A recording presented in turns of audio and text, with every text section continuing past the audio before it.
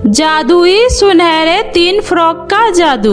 रामगढ़ गांव में साहिबा नाम की एक गरीब लड़की रहती थी। साहिबा की शादी सुरेश नाम के लड़के से बहुत ही अमीर परिवार में होता है। साहिबा खुशी खुशी अपने ससुराल चली जाती है, लेकिन ससुराल जाने के बाद उसे पता चलता है उसका पति सुरेश पागल है। उसके चाचा चाची ने चंद पैसों के लिए उसकी शादी एक पागल लड़के से करा दी। हे भगवान, यह मेरे साथ कैसा अनर्थ हो गया। मैं इस पागल के साथ कैसी अपनी जिंदगी गुजारूंगी। यह मेरे साथ क्या हो गया। तभी उसकी सास बिमला और ननद प्रेमा आ जाती है और दोनों साहिबा को देखकर जोर जोर से हंसने लगती है। क्या हुआ मेरी प्यारी भाभी, भैया अच्छे नहीं लगे क्या? सुन लड़की, हमें भी शौक नहीं था कि तू जैसी भिखारन को अपने घर की बहू बनाने की। मैं तुझे इस घर में सिर्फ अपनी और अपने परिवार वालों की सेवा के लिए लेकर आई हूँ, समझी? तो तू बस नाम के लिए इस घर की बहू है। असल में तुझ जैसी भिखारन की हैसियत इस घर में नौकरानी से ज्यादा कुछ नहीं है, समझी? माँ, आपने बिल्कुल सही कहा। प्यारी भाभी, अब जल्दी से अपने कपड़े बदलो और घर के कामों में लग जाओ। इतना बोलकर दोनों वहाँ से चली जाती है। तभी सुरेश साहिबा को देखकर नाचने लग जाता है। ये तू मेरी दुल्हन है ना? मेरे साथ छुपन छुपाई खेलना। तू बोल क्यों नहीं रही है? खेलना मेरे साथ। पागल पागल, तू पागल है। साहिबा दुखी मन से वहाँ से चली जाती है। बिमला और प्रेमा साहिबा पर खूब अत्याचार करने लगी। वे उनसे घर का सारा काम करवाते और उसे ठीक से खाना तक नहीं देते। ऐसे ही दिन बीत रहा था। फिर एक दिन, माँ देखो ना भाभी को, मैंने आज ही नया सूट पहनने के लिए निकाला था और भाभी ने इसे प्रेस करते हुए जला दिया। अब मैं क्या पहनूं? साहिबा की बच्ची कहाँ मर गई? यहाँ।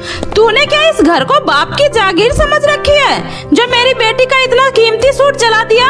ध्यान कहाँ रहता है तेरा? माँ, मैंने प्रेस करके अच्छे से रख दिया था। लगता है ये सुरेश जी ने किया है। मैंने उन्हें कमरे में आते हुए देखा था, वही प्रेस इस पर रख दिए, तभी यह जल गया होगा। क्या खूब बहाना बनाया है तूने। गलती खुद की और इल्जाम मेरे बेटे पे लगा रही है। बेशरम, बहुत हुआ। अब हम तुझे और तेरे पागल पति को और बर्दाश्त नहीं कर सकते। अब से तुझे खुद कमाना होगा, तभी तुझे पैसे की अहमियत समझ में आएगी। मैंने तुझ जैसी भिखारिन के लिए कोई खजाना नहीं रख रखा है जो अपने पैसे से तुम्हारा और तुम्हारे पागल पति का पेट भरते फिरूं। ठीक है माँ, मुझे सिलाई का काम बहुत अच्छे से आता है। आप मुझे सिलाई मशीन ला दीजिए, मैं सिलाई का काम करूँगी। हाँ, ये हुई ना बात। मैं आज ही बाजार जाकर तुम्हारे लिए सिलाई मशीन ले आती हूँ। अब कल से तुझे जल्दी उठना है और घर का सारा काम खत्म करने के बाद सिलाई में जुट जाना है, समझी? अगले दिन से साहिबा सुबह सुबह जल्दी उठती और घर का सारा काम करने के बाद सिलाई में लग जाती। साहिबा बहुत ही अच्छा सिलाई करना जानती थी, इसलिए गांव के सभी लोग साहिबा से ही कपड़े सिलवाने लगे। अरे साहिबा बहन, तुम तो बहुत ही अच्छा सिलाई करना जानती हो। तुमने मेरा बहुत ही अच्छा लहंगा सिला है। ये लो बहन, लहंगे के पैसे। क्या रूपा बेटा, उस गरीब को कहाँ पैसे दे रही है? पैसे इधर लाओ मेरे पास। और तू सुन भिखारी लड़की, ज्यादा हवा में उड़ने की जरूरत नहीं है। सिलाई के एक भी पैसे इधर से उधर हुए तो तेरे हाथ पैर तोड़ दूंगी। सारे पैसे मेरे पास आने चाहिए, तभी तुझे इस घर में खाना मिलेगा, समझी? अब जा और जाकर घर का काम कर। बाकी की सिलाई रात में कर लियो। भाभी, वो सब आप बाद में कर लेना, पहले मेरे सिर में मालिश कर दो। मेरे सिर में बहुत दर्द हो रहा है और मेरे हाथ पैर भी दबा देना। आज मुझे कुछ ज्यादा ही थकान लग रही है। ठीक है प्रेमा, अभी कर देती हूँ। ऐसे ही दोनों माँ बेटी मिलकर साहिबा से बहुत ही ज्यादा काम करवाते हैं, यहाँ तक कि उसे रात में भी नहीं सोने देते। पूरे दिन उसे घर का काम करवाते और रात में उसे सिलाई का काम करवाते। इसी तरह दिन बीत रहे थे। साहिबा का दिन रात लगातार काम करने से उसकी तबीयत खराब हो जाती है। माँ जी, मेरी तबीयत बहुत ही ज्यादा खराब हो रही है, मुझे दवाई दिला दीजिए। अरे तेरे तो अब रोज के ही कोई ना कोई बहाने बनने लग गए। हट्टी कट्टी तो दिख रही है। मुझे तो कहीं से बीमार नहीं लग रही। हाँ माँ, अब हमारी प्यारी भाभी का काम करने में दिल नहीं लगता, इसलिए बहाने बना रही है। देख, मेरे से ये चालाकी बिल्कुल नहीं चलेगी। चुपचाप जा और कपड़े धो, यहाँ खड़ी होकर नौटंकी मत कर। साहिबा बाथरूम में जाकर कपड़े धोने लगती है। कपड़े धोते धोते साहिबा को चक्कर आ जाता है और वो वहीं बेहोश हो जाती है। थोड़ी देर बाद वहाँ पर उसकी सास बिमला आती है। ये देखो महारानी, यहाँ पे आराम फरमा रही है, इसे तो बस सोने के लिए मौका चाहिए। बिमला साहिबा के ऊपर पानी डालती है। अरे खड़ी हो जल्दी, यहाँ पर कैसे सो रही है? माँ जी, मुझे चक्कर आ गया था माँ जी। हाँ हाँ ठीक है, ज्यादा ड्रामे मत किया कर और जा प्रेमा के पास जाकर उसके हाथ पैर की मालिश कर दे। जी माँ जी। साहिबा किसी तरह हिम्मत करके प्रेमा के कमरे में जाती है। आ गई मेरी प्यारी भाभी। भाभी, आप सबसे पहले तो मेरे कपड़ों में इस्त्री कर दो, फिर बाद में पैर दबा देना। सारे कपड़े मेरे खराब हो रहे हैं। और हाँ, इस बार मेरे कपड़े मत जला देना, पिछली बार तो माँ ने छोड़ दिया था, इस बार घर से निकाल फेंकेगी। समझ गई ना प्यारी भाभी? साहिबा कपड़े प्रेस कर रही होती है और प्रेस करते करते वहीं जमीन पर गिर जाती है। माँ, माँ जल्दी आओ, देखो ना भाभी को क्या हो गया। माँ, अब क्या हो गया? इस कलमुही ने तो जीना हराम कर रखा है। बिमला जब पास आकर साहिबा को उठाने की कोशिश करती है तो वो नहीं उठती। यह देखकर बिमला डर जाती है। हे भगवान, कहीं ये मरमरा तो नहीं गई? माँ, अब क्या होगा? भाभी तो मर गई। चुप कर, शोर मचाने की जरूरत नहीं है। हम अभी इसे पास के जंगल में ले जाकर फेंक आएंगे, किसी को कानो कान खबर नहीं लगेगी। कोई पूछेगा तो कह देंगे कि मायके गई है। वाह माँ, ये आइडिया तो बहुत अच्छा है।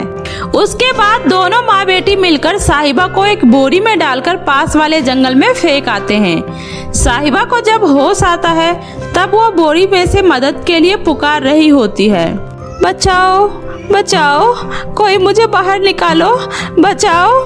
तभी वहाँ से एक परी गुजर रही होती है। साहिबा की आवाज सुनकर वह उसे बोरी से बाहर निकाल देती है। तुम कौन हो और इस घने जंगल में क्या कर रही हो, और ये तुम्हारी हालत किसने की? फिर साहिबा परी को सारी बातें बताती है। तुम्हारी सास और ननद तो बहुत ही दुष्ट औरत है। उन्होंने तुम जैसे मासूम के साथ बहुत बुरा व्यवहार किया है। कोई बात नहीं, तुम बिल्कुल चिंता मत करो, अब मैं तुम्हारी मदद करूंगी। उसके बाद वह परी साहिबा को 3 जादुई फ्रॉक देती है। ये लो साहिबा, इस फ्रॉक को तुम पहन लो। यह कोई मामूली फ्रॉक नहीं, बल्कि यह जादुई फ्रॉक है। यह तुम्हारी सारी इच्छाओं को पूरा करेगा और तुम्हें हर प्रकार के दुख से बचाएगा। और ये 2 फ्रॉक तुम्हारी सास और ननद के अकल ठिकाने लगाने के लिए है। ये तुम उन्हें दे देना। अब तुम अपने घर जाओ। साहिबा परी के दिए पहले फ्रॉक को पहन लेती है। फ्रॉक पहनते ही साहिबा पूरी तरह स्वस्थ हो जाती है और वह परी का धन्यवाद कर वो उन 2 फ्रॉक को लेकर सीधा अपने घर चली जाती है। अरे भाभी, आप यहाँ? और ये फ्रॉक कहाँ से मिला आपको? ये फ्रॉक तो बहुत ही सुंदर लग रहा है। वो सब छोड़ो प्रेमा, ये देखो, मैं तुम्हारे लिए भी एक फ्रॉक लेकर आई हूँ, पहनकर बताओ कैसा है। वाह भाभी, यह तो बहुत ही अच्छा है, मैं अभी इसे पहनकर आती हूँ। इतना बोलकर प्रेमा वो फ्रॉक लेकर उसे पहनने चली जाती है। तभी उसकी सास भी वहाँ आ जाती है। सास कुछ बोलती उससे पहले ही साहिबा कहती है, माँ जी, ये देखिए, मैं आपके लिए भी एक फ्रॉक लेकर आई हूँ। ये फ्रॉक आप पर बहुत जचेगा, पहनकर दिखाइए ना इसे। फ्रॉक? अरे यह फ्रॉक तो बहुत कीमती है, तुझे कहाँ से मिला? यह फ्रॉक तो मुझे जंगल में परी ने दिया है। परी ने मुझे 3 फ्रॉक दिए, एक तो मैंने पहन लिया, दूसरा मैंने प्रेमा को दे दिया और ये तीसरा फ्रॉक आपके लिए है। ला दे, मैं अभी इसे पहनकर प्रेमा को दिखाती हूँ। देखना, इस बुढ़ापे में भी मैं ये फ्रॉक पहनकर तुम दोनों से ज्यादा जवान लगूंगी। जिंदगी में पहली बार तूने कोई बढ़िया काम किया है। रुक, मैं अभी ये फ्रॉक पहन कर आती हूँ। बिमला खुशी खुशी वो फ्रॉक पहन लेती है। फ्रॉक पहनते ही बिमला और प्रेमा दोनों के ऊपर डंडों की बरसात होने लगती है। माँ, ओए माँ, माँ, मर गई। हे भगवान, ये क्या हो रहा है? माँ मुझे बचाओ माँ। ओह माँ, अरे मैं खुद बचूं तभी तो तुझे बचाऊं ना। हाय मर गई। रुक जाओ, कोई रोको इसे। बहुत तेज दर्द हो रहा है बेटी। ओए माँ, हाय हाय दैया, बचाओ बचाओ। दोनों रोते रोते साहिबा के पास आते हैं। बहू मुझे बचा ले बहू, इस डंडे को रोक दे वरना तेरी सास सदा के लिए भगवान को प्यारी हो जाएगी। बहू बचा ले बहू। हाँ भाभी प्लीज हमें बचा लो, अब हम आपके साथ कभी बुरा नहीं करेंगे। प्लीज इस डंडे को रोक दो भाभी, हमसे गलती हो गई, हमें माफ कर दो भाभी। अरे माँ जी, प्रेमा ये सब क्या हो रहा है? मैंने कुछ नहीं किया माँ जी। हे परी, आप मेरी सास और ननद को बचा लीजिए, उन्हें मैं इस तरह तकलीफ में नहीं देख सकती, प्लीज परी जी। तभी वहाँ पर वह परी आती है।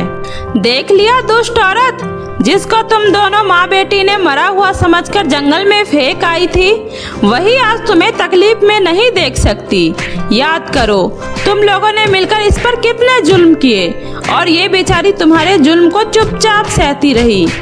मेरा बस चले तो मैं तुम दोनों को यही डंडे से मार मार कर कचूमर निकाल दूं, लेकिन मैं तुम्हें इस बार वार्निंग देकर छोड़ रही हूँ। अगर दोबारा कभी साहिबा को परेशान किया तो आज तो ये डंडा रुक गया है, अगली बार नहीं रुकेगा, समझ गई? इतना बोलकर परी वहाँ से चली गई।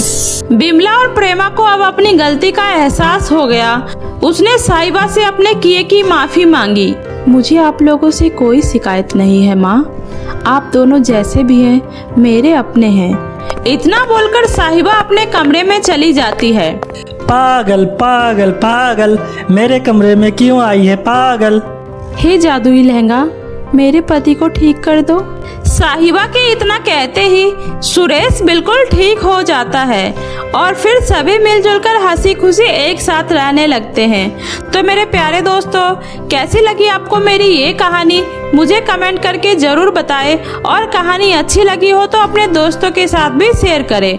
और हाँ दोस्तों, अगर आपने अब तक मेरे चैनल जादुई टीवी को सब्सक्राइब नहीं किया है तो प्लीज जल्दी से नीचे लाल बटन दबाकर अभी सब्सक्राइब कर ले। तो मिलती हूँ फिर एक नई मजेदार जादुई कहानी के साथ, तब तक अपना ध्यान रखें। बाय बाय दोस्तों।